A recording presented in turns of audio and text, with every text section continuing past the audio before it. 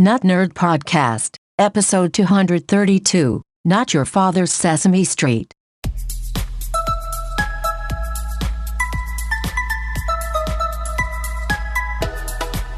Welcome to the Notnerd Podcast. I'm Nate Heath, and we're here to help you tech better. Here with me, as always, Mr. Dave Baylor. Well, hello, my favorite man with the wonderful mustache. How are you doing this fine day? I am doing pretty good. We are here for another week of tech goodness, all kinds of stuff to talk about. But first piece of follow-up, some of you might have noticed a bonus episode in your feed. What? I always love bonus episodes. Yes, and after 4 years, probably, I was going to try to go back and look to see what the first mention on the podcast was of holistic cost. I finally made a video explaining it after much turmoil, and not turmoil, but toil and tear. Is that something people say? Boil, trouble, toil, something? Shakespearean, I bet. Shakespearean. That's what I usually try to do in my speech. But yeah, so I made a video, but I also took the audio and put it in the podcast feed, so you get a little extra bonus couple minutes. So if you don't subscribe to the podcast, this is a good reason to subscribe, so you can listen to that. But I highly recommend checking out the video. You can go to holisticcost.com or YouTube or Facebook, anywhere fine videos are found, and see what holistic cost is finally all about. And do not make the common mistake of spelling holistic with a W. It is Holstic. Yes, indeed. And we had another, if you follow the website or if you're on Facebook, we had an article written by my lovely wife this week talking about the PBS Kids and the PBS Games apps for mobile devices and just how great they are. PBS does great stuff, and they have a ton of shows. It's not your father's Sesame Street anymore. There's a lot of content there, and they've got a couple great apps to go with those, so check that out. And our next piece of follow-up, I believe, has to do with what we were talking about, the McDonald's app, because I saw a screenshot of a shortcut on your phone, Dave. Yes, I mentioned last week that McDonald's is now supporting shortcuts, and I wanted to show you and the rest of the world here on my phone how you can implement this, and so I'm going to give you a live demo. Hey Siri, Hungy Nuggy. Ready to order using McDonald's? So I have a reoccurring order set up for 20-piece chicken nuggets with 3 buffalo sauce packets. If I so desired, I could just give the command Huggy Nuggy, and it will create the order for me. Of course, then I have to go through the process of doing the payment. It doesn't just send them to my house or whatever. But that's a great example of what you can do with the built-in shortcuts with the McDonald's app and others, is you can set preset things that you're doing all the time. That's why shortcuts are so cool. Yeah, well, like you said last week, we'll have to get into those shortcuts sometime soon on a slow news week and talk about all of the things you can do with them. Amazon this week updated their Fire HD 8 tablets. We've talked about the Amazon Fire tablets many a time. I own a couple. You have a few and have many for work. The low-end Fire tablets, you know more than I do. I do not recommend. I was actually trying to get one booted up for my daughter to play some game that wasn't on iOS the other day. Those things are so painfully slow. Now, are these new Fire HD 8s, you haven't tested one of these, but they have a faster processor, more RAM, and USB-C. What's your experience been with the HD line of Fire tablets? The HD lines are much better, and for me, on the Amazon tablets, it comes down to RAM. RAM seems to be the biggest constraint for these low-end things, because, they'll have 8 or 16 gigs of storage, which is not a lot at all, but you can put an SD card in there. Most apps will run off the SD card just fine, and yes, it's not going to win any races in the speed. The apps are going to launch slow, whatever, but if you're just watching content, it's not an issue. But the problem is if you have a low amount of RAM, if you're clicking on Netflix and you click over to HBO and then you do Clash of Clans and then you're to the Amazon Kindle reader, it starts to fill up the memory, and then things start to bog down. And it's not very intelligent about jettisoning the things that you weren't using before so that it can free up memory, and it just starts to slow down. So if you're doing a one-trick pony, you're just going to play Spotify, and that's your Spotify player. It's great. So I'm excited with this new update on the HD ones. As with the old ones, the HD line had more RAM than the super cheap $35 Kindle tablets. That was the point I was trying to make. Yes. If you get the very cheapest ones, your experience is going to be bad. If you upgrade and get the HD8 or the HD10, they have, of course, a nicer screen, but the RAM is what you're going to be getting. And so with this new one where they increase the processor speed and they give you even more RAM, I have to believe that the experience is just going to get way better than last year's model. Now, it did look like the price went up by about $10, which I think is fair. For $89.99, you can get one of these. And they have the USB-C connector, which will help if you have any modern like Apple or Microsoft Surface products, which come with the USB-C connector. You can now start sharing those between your tablets. You didn't ask this, but recommendations. I do have a love-hate relationship with these inexpensive tablets, but I can tell you, I keep going back to my iPad mini version 2. This thing came out like 8 years ago at this point. And for many things, it still runs circles around any of these Amazon tablets. I can read my books on it. I can play games. I can do whatever. It supports last year's operating system, so it's not that far behind. So I do firmly believe that if you are serious about using a tablet, you should probably buy an inexpensive iPad and pay 3 times as much versus spend your $80 or $90 on one of these tablets from Amazon, unless you do not care. You just want to do one thing on it and you want that thing just to be the only thing, then you're good. But if you want it to be a multi-purpose, multi-app device, then it probably won't work well for you. I would agree with that. So they also have the HD8 Plus, which at $110, it has a little bit more RAM and wireless charging and a faster charger. They have a special made for Amazon wireless charging dock, but any wireless charging would work as long as it fits on there. And they also have a kids edition of the standard Fire HD8 at $140, which might go a kids version for $140. Come on. But this comes with the new colorful kid-proof case, and you get a 2-year extended replacement program and a free year of the Amazon free time service that we've talked about before. So if you're looking for a kid, this might be a good way for a simple tablet for a younger kid that doesn't need to do schoolwork and that kind of stuff on it. Mm-hmm. Yeah, I can see Isla being very happy with one of these. One thing I did notice is it looks like they've changed the camera orientation from the short edge and put it on the long edge for a horizontal video experience if you're doing the video calls, which is a change. Yeah. But do what you like. You have to really evaluate I think these new Kindle tablets are better than any they've ever come out with at this price. Yeah. So if you love it, jump on them. But if you're looking for like a computer alternative, these are not those to have. No. If the extra $200 to get the base level iPad is going to keep you from paying rent, then maybe think about this. But I even heard on a couple podcasts talking about these, they said, just go with the iPad, please. Yeah. So another piece of follow-up, we've been talking about the lovely Quibi. And Jeffrey Katzenberg, one of the leads for Quibi and their app, came out. Their numbers are way below what they thought they would be, and they are blaming coronavirus because it's all short content that you're supposed to watch on, the subway or on the bus or when you're, in between things. And since everybody's at home, they're not doing this. But the one I'm linking to is actually via Daring Fireball, John Gruber, and he kind of rips apart a lot of the similar thoughts and feelings that we had.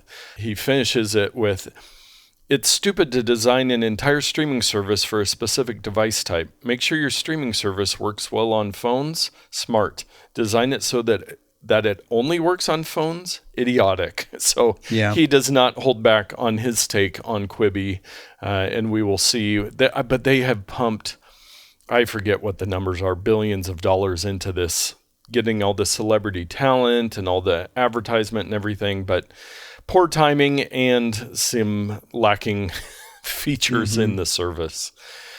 Speaking of currently lacking features in the service, MoviePass.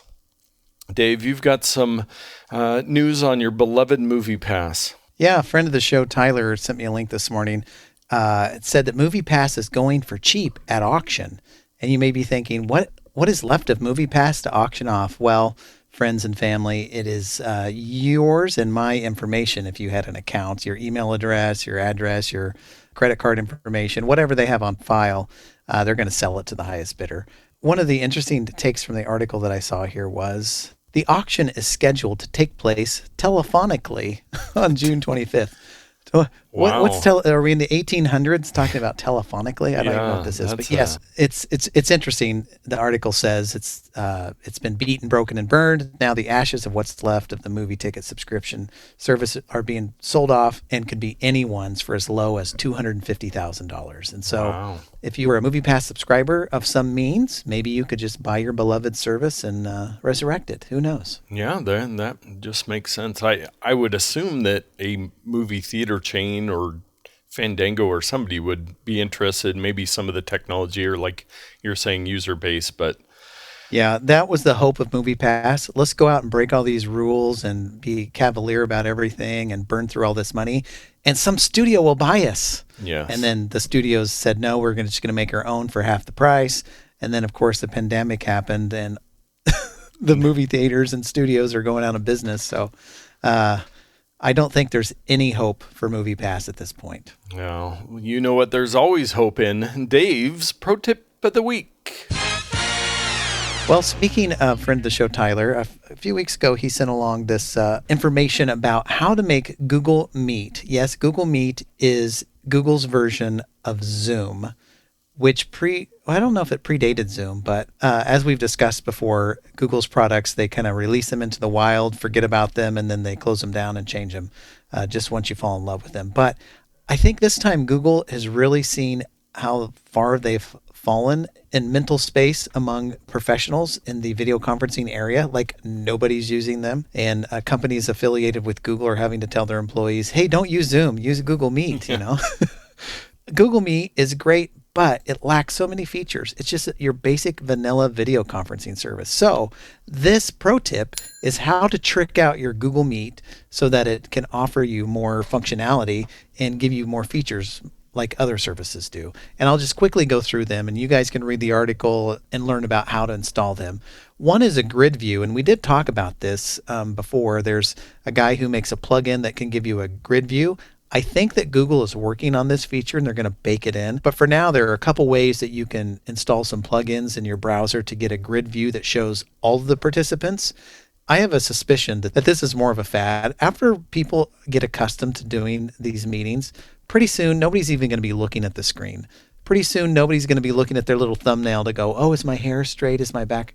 It's just going to become commonplace, and this whole race to the grid is just going to fall off the map. Nobody's going to care about it anymore. But if you're using Google Meet and you want the grid view, there are solutions.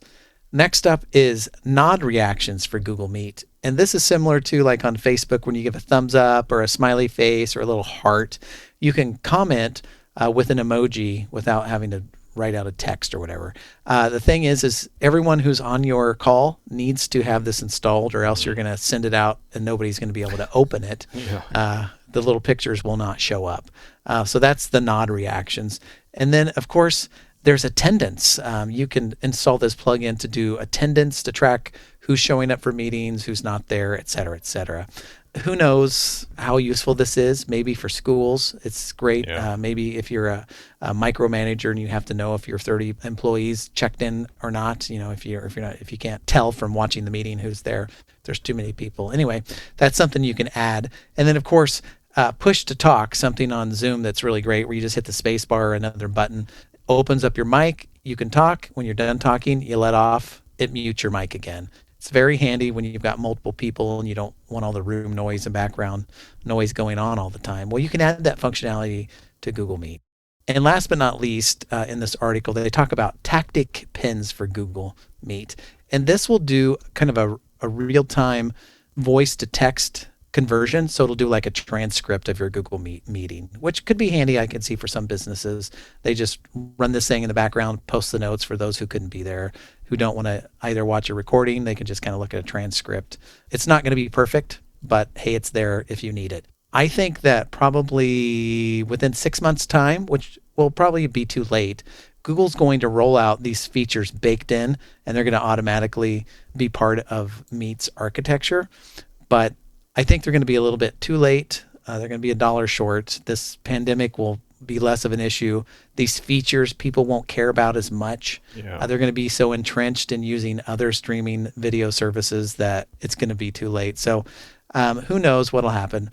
Hopefully Google will be building an architecture that can last into the future, that they can build upon, so that it becomes more integrated and more dominant in the future, and they just don't abandon it like they have so many other products in this space. So here's hoping. Yes. And I will say that now in my personal Gmail interface, in the left column, they have added Google Meet in there as well. So they are implementing it just not for business customers, but they're kind of, right now it's free for everybody. They're opening it up. And so if you don't have a Zoom account and you do have a Gmail account, this might be a good way to do some of those meetings you need to if they're not work related, where they might be dictating those things for you. And I like Google Meet. It works well. One of the things that it does not do is breakout groups, which if you're in a large meeting and you have to have sub meetings, Zoom does very well to organize those, and you click a button, the host clicks a button, and everybody gets connected to the people. Maybe it's your work group or your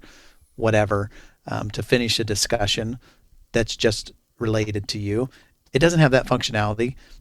Outside of that, I see no advantage to using Zoom. The breakout groups seem to be the only advantage. Gotcha.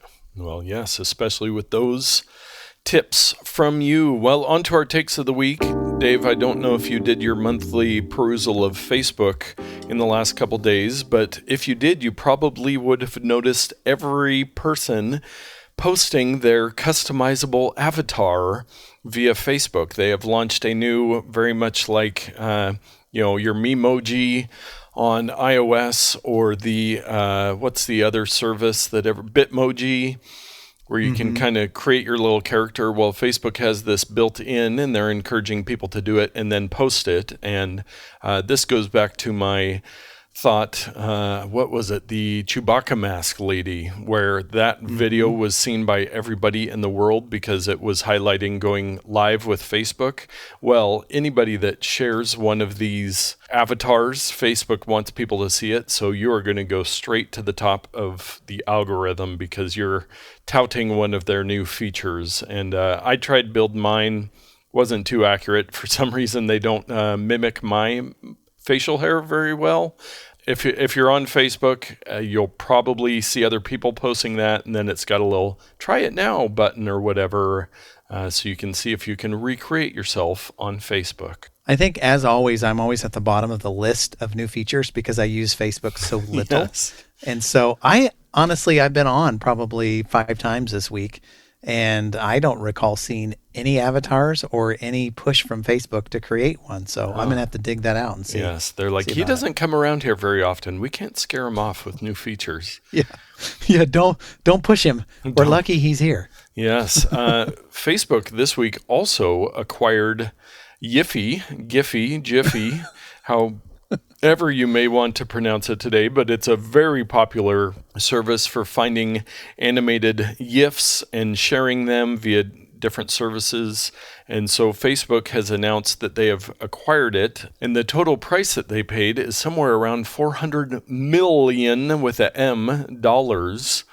And they're looking, from the discussion I saw, it looks like that it is going to be tied in with Instagram for when you do Instagram stories, you can add little animations and all this different stuff. So it would give a lot more functionality there, or in Instagram messages. You can't post one as an Instagram post, but it'll be interesting to see what they do for this. And $400 million seems like a nice little paycheck for a GIF search engine. One of the things that I was interested in clicking the link on this is, what are the comments going to be? And they range in content, but one of the main things I was looking for was Here's an example. Great. Remind me never to use that service again. RIP, Giphy. So the sentiment of me and a lot of other people is when Facebook buys something, it's like, I'm going to stop using it. Yeah. So I think they're going to see a lot of users just abandon this. And of course, if they continue to use Facebook, they're going to start using the service again just because it's going to be integrated. But for the time being, I bet you there are a lot of people who just jump ship because they don't want Facebook messing with the service that they like. Yeah. These big companies coming in, and like the whole purchase of Instagram to begin with was very disheartening. I was just starting to open up to the idea of sharing all my photos and building a community and following people. And then Facebook's like, we're going to buy that and ruin it. And I feel like they kind of have ruined it.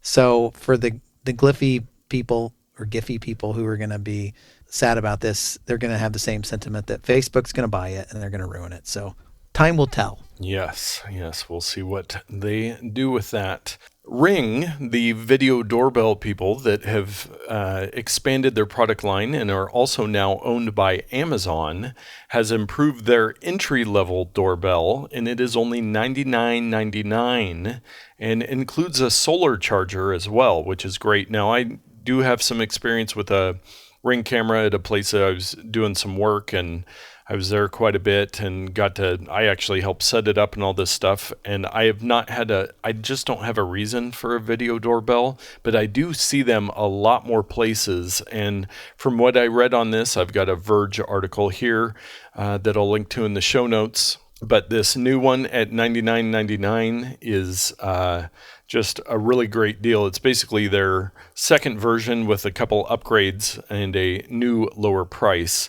The solar charger is an additional $49, but that would be nice. The batteries last pretty long on it, but for $49, might as well. They do have a Video Doorbell 3 with better Wi-Fi performance and motion tracking for $200. Now, Dave, you have your Wise Cam, but you don't have a video doorbell, correct? That's right. And I don't use my Wise Cam very much. It's usually just to go back and look if there was something weird going on, but I don't really have it sitting there monitoring my driveway. But it is there. At work, we recently installed a Ring doorbell at the front desk because people are few and far between. The front desk area is closed down, and we don't have a receptionist sitting there the whole time. And so the idea was put a Ring doorbell there, and if someone's in other parts of the building, they can carry an iPad with them. And if somebody rings the doorbell, they can see who's there, if it's a FedEx delivery guy or whatever. And so they are useful. It's too bad that we didn't wait a little bit longer for the solar one to come out. That would have been nice. But I fundamentally like these. I'm not real jazzed about the security implications that we've seen in the past of them partnering with local law enforcement to provide videos, which of course is all opt-in. I also have some oceanfront property in Arizona I would like to sell you, if you believe that. So I don't personally have one of these, but I think at this price, if you're even thinking about it, $99 is a no-brainer. Pick one up. Yeah, that's true. Spotify had a bunch of news this week. One, I was thinking maybe that website that you shared, I believe it was last week, where the globe that would show you two people listening to the same song.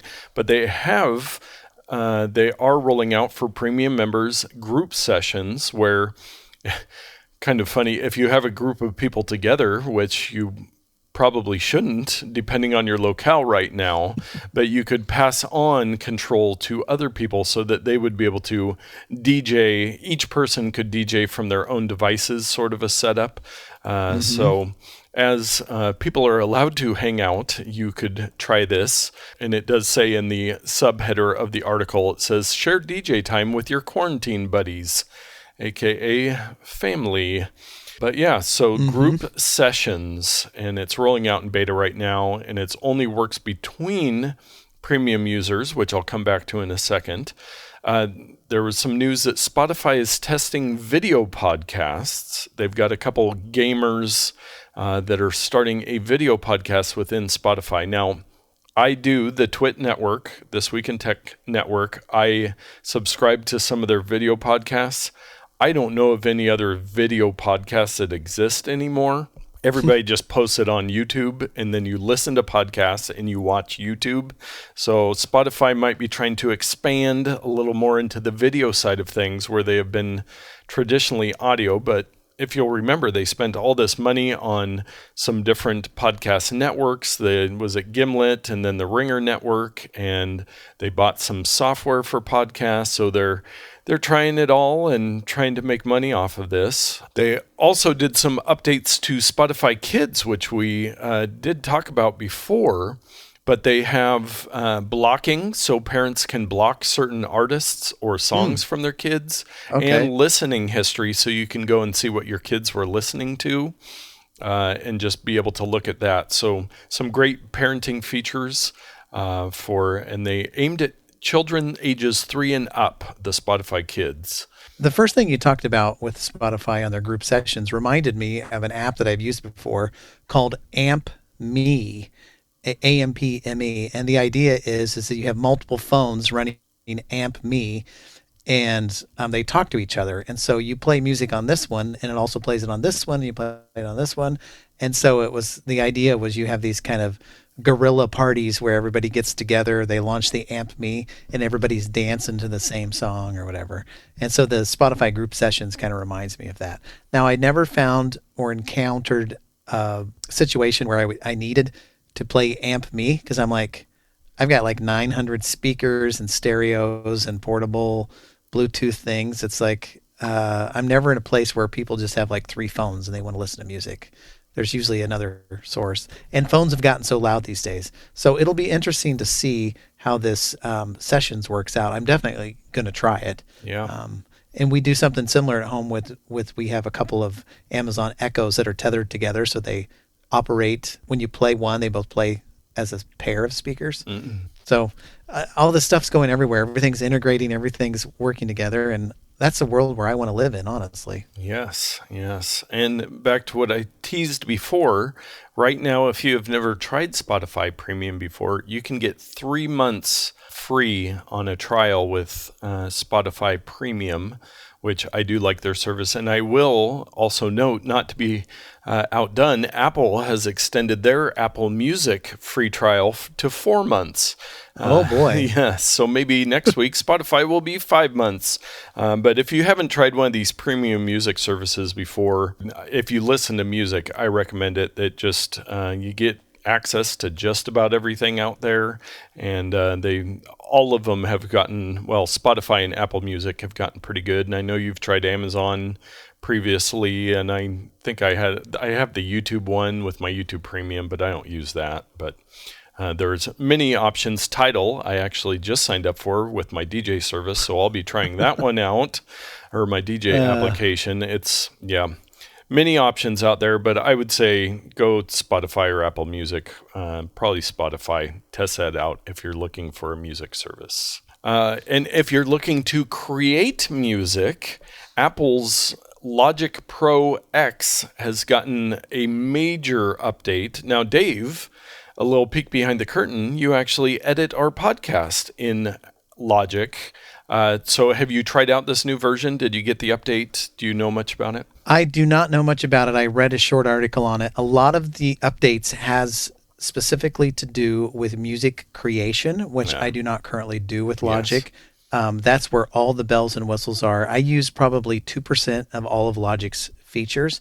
And so these updates won't impact me day to day. I doubt that anything changes in my workflow.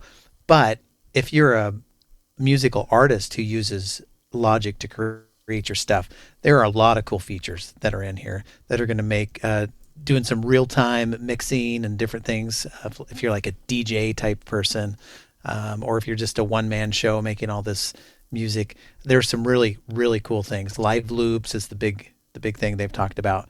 If you are a music creation person, I would say don't walk, run, and go buy Logic. You can, as a pro tip, Apple is still offering their kind of educational bundle where you can get Final Cut Pro, Logic, Main Stage, and Compressor, Motion. All these apps are bundled together in a suite of professional audio and video editing apps for $300. Wow. And you might be thinking, I've never spent that much money on an application before. Well, I'm here to tell you that you would have been paying $1,500, $2,000 for one of these programs just a few short years ago. Yeah. So for $300 to get all of those, and no, Apple doesn't check to see if you are a student or not. And you can always pull out the one that I do. I'm a student of life. I'm a student of hard knocks. Yes. Sell me the thing. So I bought a number of years ago. I use Final Cut Pro all the time. I use Logic all the time. I'm starting to get into Motion, which is like an After Effects type program. And so if you're interested at all in video and audio production, I would say don't even hesitate. This is the bundle that you want, especially if you're a full-time Mac user. This is a no-brainer. Yeah. I mean, top 40 albums are made with Logic. Major motion pictures are done with Final Cut Pro. And of course, you have GarageBand and iMovie, which are the free versions on Mac or iOS. But these are, I mean, it just takes it to the whole next level.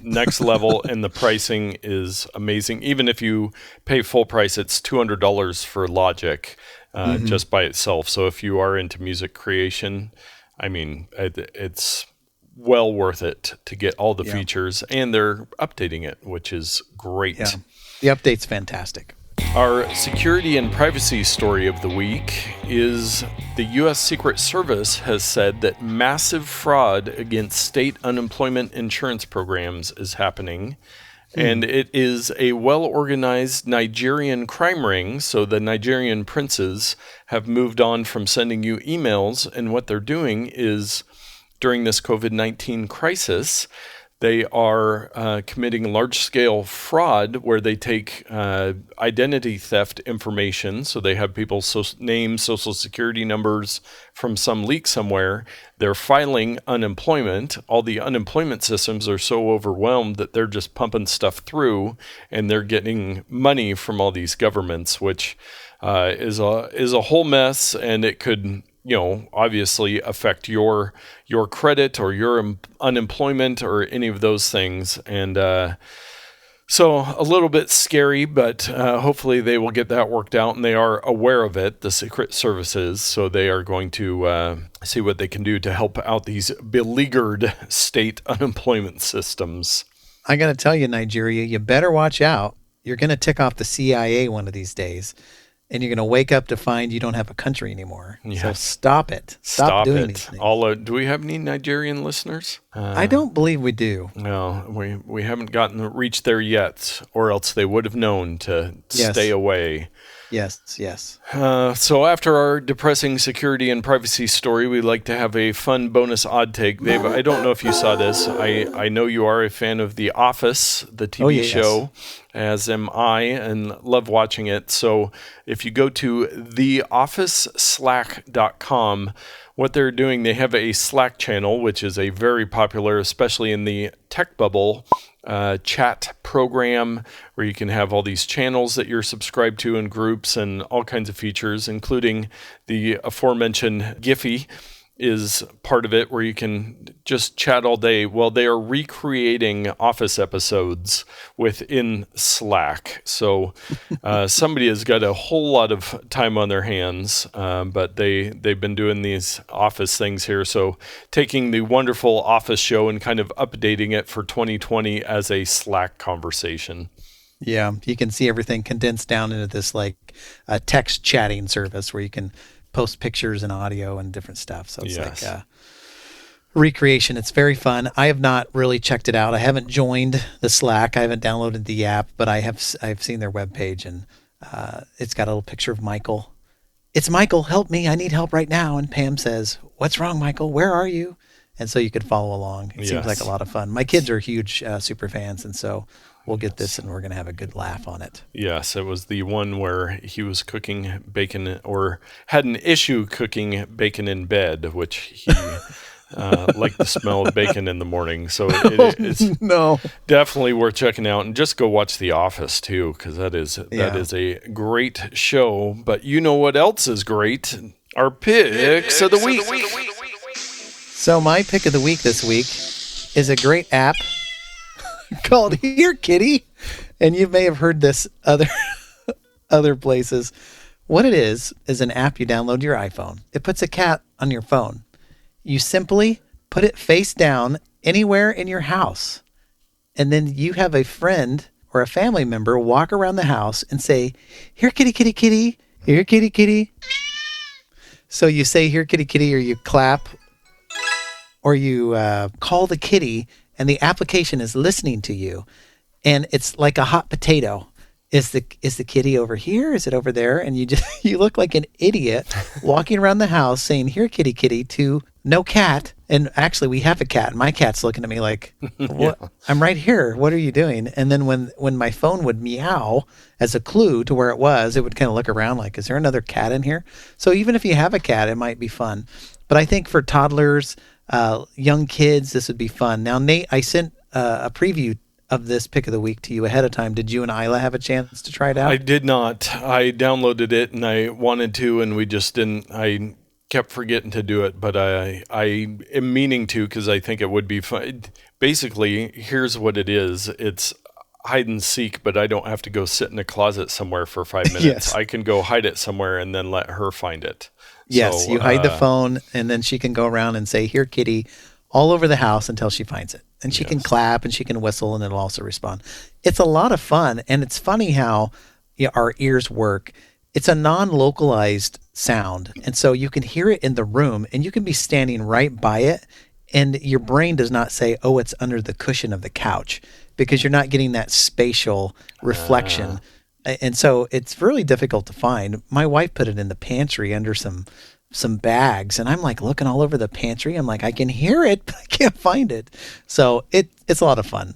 We played it once or twice, me and Sam and Val, and we had a big kick out of laughing at each other, walking around the house like a bunch of idiots looking for a phone. Nice. I will report back next week with the experience. Maybe I'll take a video of Isla doing it and put it up on the YouTube channel.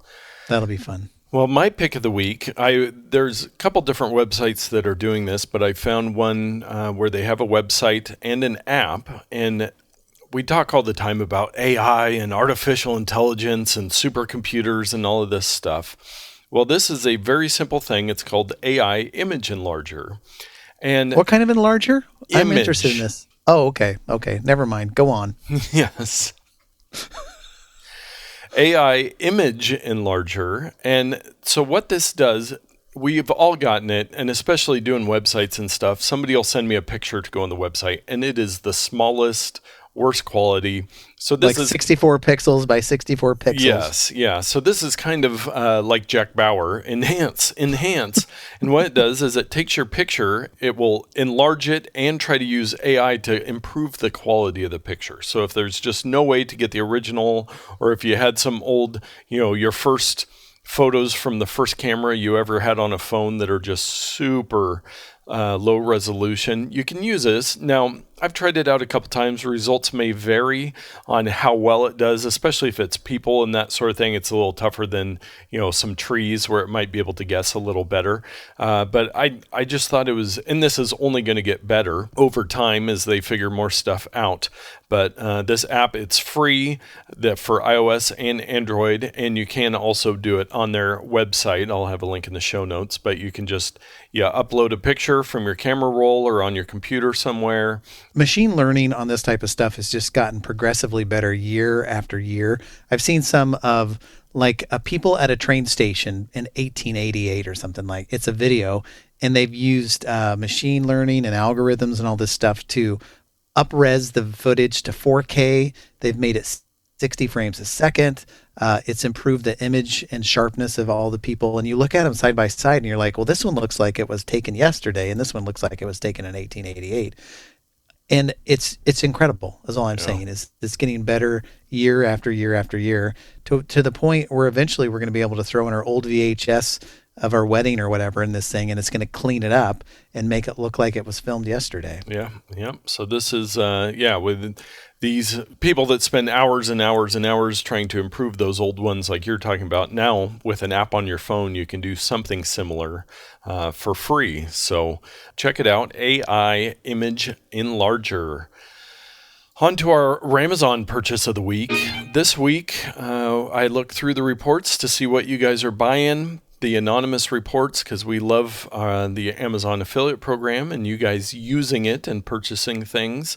This week, Dave, we have, this might be the most exciting one yet, the Organized Living Freedom Rail Wood Shelf 24-inch by 14-inch white. So this is simply a shelf, a white painted shelf, 24 inches by 14 inches. So this is one you mount on the wall that you like put knickknacks on, or is this one that's on the floor that stands? Yes, it is. All it is one piece of wood shelf. The wood brackets are sold separately. So this is just literally a 24-inch by 14-inch piece of wood, painted piece of melamine with a white coating on it. Now, one of the things this I did want to remind people, because I saw on Twitter today some people trying to go out to Home Depot or Lowe's right now, and with the restrictions they have on how many people can be in the store, there'll be like a line all the way through the parking lot, so you wait 2 hours to go in and get your 24-inch by 14-inch shelf. And here you could get it on Amazon and have it in a few days. So, Dave, I will send you a picture. Now, I think you can probably, there's only one picture on Amazon, and you could probably picture what this looks like. It's very similar to what I had in mind. Yes. It's a rectangular board about an inch thick that is 2 feet by 14 inches. Yeah. 5/8 inch thick. It does have 4 stars on 44 ratings. So this is a hot seller on Amazon. Dave, what would you pay for this Organized Living Freedom Rail wood shelf? For this wood shelf, and to get it to your house, it's got to be at least $10. I'm going to go $9.99. I don't know if I'm high or I'm low, but that's my answer. You are pretty low. This is coming in at $25.94. Man. Yes. See, at that price, I'd probably just go to Home Depot. But as you mentioned, it's hard to come by. I have the good fortune of living about a half mile from one. Yes. So it's easy for me. So I am not a home improvement specialist. Just ask my wife. I am kind of a hack. I'm really lazy on doing home improvement projects. So I had no clue. I think that's a good price. That's a fine price for this wonderful board. Yes. And is that stuff, is it like plastic coated, you'd said? It's melamine, yeah. So I think it's Melamine. kind of like it's The shelves I have here hanging up in my office right above my computer, I think are similar. We got these from IKEA. They have they're a particle board it's coated with this plasticky stuff. So nice. They wear well. Yes. So good. I hope that whoever bought this is going to use it for a nice home improvement project. Yeah. Send us a picture, please. Yes. And with that, we are going to wrap up this episode of the Notnerd Podcast. Thank you so much for listening. Tell a friend. Make sure you're subscribed. If you don't subscribe to podcasts, yes, I'm talking to you, Todd. Just subscribe in the app. Then it just shows up every week. You don't have to think about it. And it's just there ready for you. You open the app, find a good podcast to listen to, and you're ready to go. But how do you subscribe when you use a device that doesn't have a screen? Well, that's all I'm saying. Todd is a special case, and we love him in all of his podcast quirkiness. But yes, so make sure you stay safe and tech better.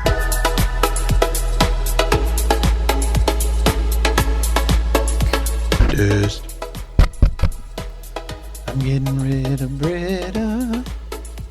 Getting rid of the bee. Should sit up. Better diaphragm.